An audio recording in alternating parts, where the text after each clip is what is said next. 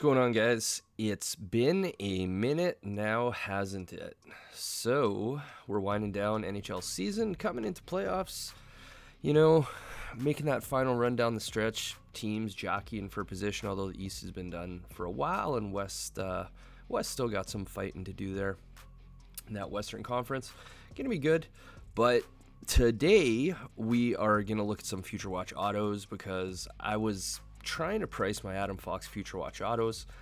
I've done pretty well in my submissions recently, and I got back to Adam Fox Future Watch Auto PSA 10s 2 for 2 on that specific card, so pretty happy with that. So I was trying to look at pricing that card, and I sort of came to something that I found a little bit interesting. So when we're looking at Young Guns, we know that the multiple on Young Guns typically is about 3 3/4. We'll call it 4 for simplicity's sake. So what that means, that M of 4, means that if you have a $50 card, the Young Gun is typically going to sell for about the $2 or $200 mark. Okay, so 50 times 4 equals $200. You know, there's opportunities if you're new to the channel. First of all, thanks for checking it out. We're back. And there's different opportunities with Young Guns. Some players have a higher M, so you can get a player who has an M of 6, and then let's say it's a $50 Young Gun. That M, $50 times 6, is going to equal $300. So that's a better grading play than an M of 4, where your return on a PSA 10 is only going to be $400. You know, so you want to look for that increased M, okay, to maximize your profits when you're submitting to PSA or to any grading company for grading. Although I refer to PSA because there's a lot more numbers. You know, majority of the sales that you're going to find are PSA. Good chunk of BGS, but we're talking PSA. I do PSA, so that's where we're at. So what I found interesting with these, or when I was trying to price the Adam Fox, is that the ratios are not what I thought they would be.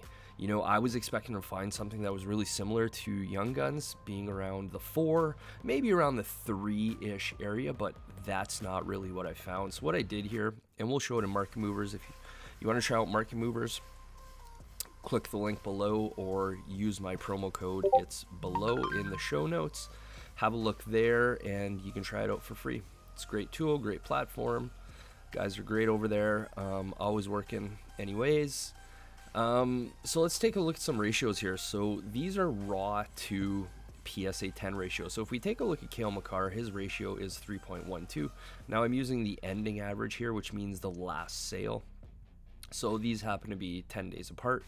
But you have a last sale, a raw card of $1,025 on the Cale Makar, and then his last sale on the PSA 10 Future Watch Auto is $3,200. So an M of 3.12, or a ratio of 3.12. And the thing is, when you go down, and these are just random guys that I picked from the last couple of years, but we see pretty much the same thing across the board, again, which surprised me. So we'll take a look at Jack Hughes, 675. 2.61, so that's actually a decent M for the guys that we're looking at. Elias Pettersson, $500, selling for $1,000. So an M of 2 there. Then we get to Nick Suzuki, 1.9 M. Andrei Svechnikov, 1.78 M, and then my Adam Fox is 1.59. These prices have been all over the place, so there were some sales. We could take a look at detailed results here really quickly on him. So you see a couple sales here at 665, 520. You know, then you have one here at 1500, 660, 728, 999, 850, 1000. So, you know, the market's likely as confused as I am in terms of pricing these things. So what's a fair price for an Adam Fox PSA 10 Future Watch Auto? I would have to say it's somewhere right around the 2.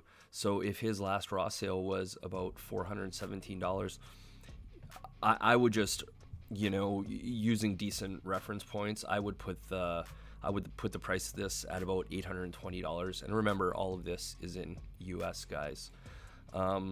We've been talking a lot in the Discord about ratios and different cards to grade, and so that's why I bring this up. So if you're going to be grading Future Watch autos, definitely something you want to consider. You're not getting a 3M or a 4M on most players, so the nominal dollar is higher because we know that Future Watch autos cost more, but it's certainly something that you're going to want to be aware of. Okay, now let's assume that we do some grading plays on Future Watch autos, buying raw to submit. I don't do that much. I do it more with Young Guns. I just know them better. I think they're easier grades. There's more volume and they cost less money. So that's what I do, but that doesn't mean that there's not opportunity with the Future Watch autos. Now let's take a look at the Future Watch autos if we are to get PSA 9s. Okay, so I've gone ahead and pulled up just the PSA 9 so that we can look at ratios of the raw cards to the PSA 9. And what do we find here? Oddly enough, Adam Fox has a higher ratio on his PSA 9 than he does to his PSA 10. Remember, his ratio on a PSA 10 was somewhere just under this mark, under 1.74, I think it was 1.5. Anyway, so apparently a PSA 9 Adam Fox is worth more than a PSA 10 Adam Fox. You figure that one out. Let me know what I should price my card at. But take a look here, guys. So the lowest dollar here, Nick Suzuki. If we purchase Nick Suzuki for $525, submit it for grading, going to cost us $50, which means we're going to be in at about $575. Assuming you get these prices, we're going to get $583 back, roughly. You're going to get in that area. You understand what I'm saying. Jack Hughes, $675. We buy that one. We grade it at $50. We'd be in for $725. So you can make a small return here. And then as we go up, you're still going to be able to make that nominal return on a PSA 9. So that is good from a risk mitigating perspective. But is it worth it? I think Future Watch autos generally grade a bit tougher. I'm not as familiar with them. I've submitted so many Young Guns. I'm extremely comfortable, submitting those and pre-grading those and doing all the things that it takes to get the sub ready and what I'm looking for in terms of purchases. And the other thing that's the easiest or the easier or better thing about Young Guns is there's just volume. They're super easy to find, right? Guys, we talk about these things a lot in the Discord. Check out my Discord. I got a link below too. If you're into that kind of thing, come check. So got a good group of guys there. Always shooting the poop about cards, but thanks for watching. We'll check you.